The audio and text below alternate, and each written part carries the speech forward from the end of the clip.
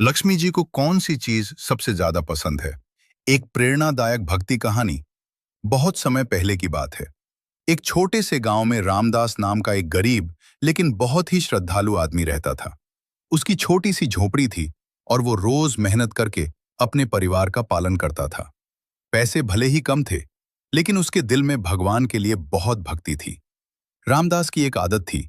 वो हर सुबह जल्दी उठकर अपने घर के छोटे से मंदिर में दीपक जलाता, हाथ जोड़कर माँ लक्ष्मी और भगवान विष्णु से प्रार्थना करता और फिर अपने काम पर निकल जाता। गांव में ही एक बहुत अमीर सेठ भी रहता था।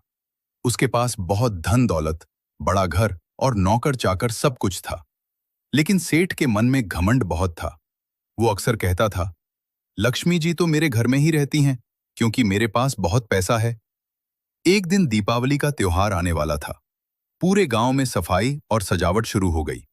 रामदास ने भी अपनी छोटी सी झोपड़ी को साफ किया।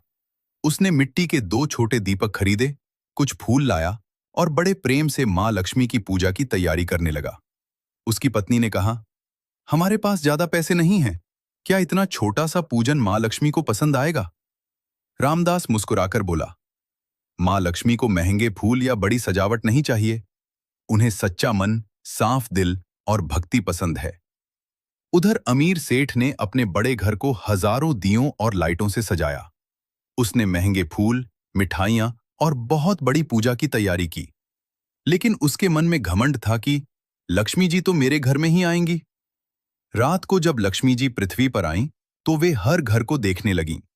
सबसे पहले वे सेठ के महल जैसे घर पहुंची।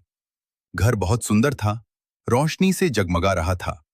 लेकिन वहां के लोगों के मन में घमंड और दिखावा था। लक्ष्मी जी ने सोचा, जहां अहंकार हो वहां मेरा वास नहीं होता। फिर वे धीरे धीरे पूरे गांव में घूमती हुई रामदास की छोटी सी झोपड़ी तक पहुंची। झोपड़ी बहुत साधारण थी, लेकिन साफ सुथरी थी। अंदर रामदास और उसका परिवार हाथ जोड़कर पूरी श्रद्धा से मां लक्ष्मी की आरती कर रहे थे। उनके चेहरे पर सच्ची भक्ति और प्रेम था। मां लक्ष्मी बहुत प्रसन्न हुई।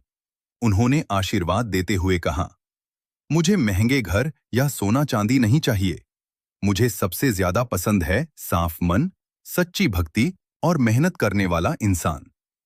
कहते हैं, उस दिन के बाद रामदास के घर में धीरे धीरे सुख और समृद्धि आने लगी।